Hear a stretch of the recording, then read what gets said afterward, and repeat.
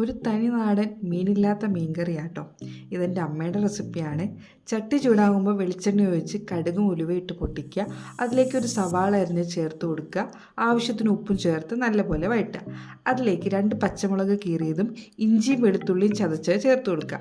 അത് വഴണ്ട് വരുമ്പോൾ പൊടികളായ മഞ്ഞൾപ്പൊടി, മല്ലിപ്പൊടി, മുളക് പൊടി, കാശ്മീരി മുളക് പൊടിയും ചേർത്ത് നല്ലപോലെ ഒന്ന് വഴറ്റി പച്ചമണം മാറുന്നവരെ വഴറ്റിയെടുക്കാം.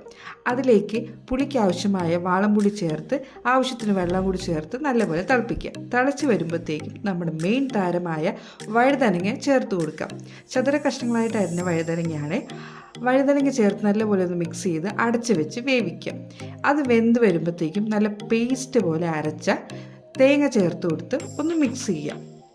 അതിനുശേഷം ആവശ്യമായ കറിവേപ്പിലയും കൂടി ഇട്ട് ലാസ്റ്റ് കുറച്ച് പച്ച വെളിച്ചെണ്ണയും കൂടി തൂക്കി കഴിഞ്ഞാൽ നമ്മുടെ മീനില്ലാത്ത മീൻ കറി റെഡി.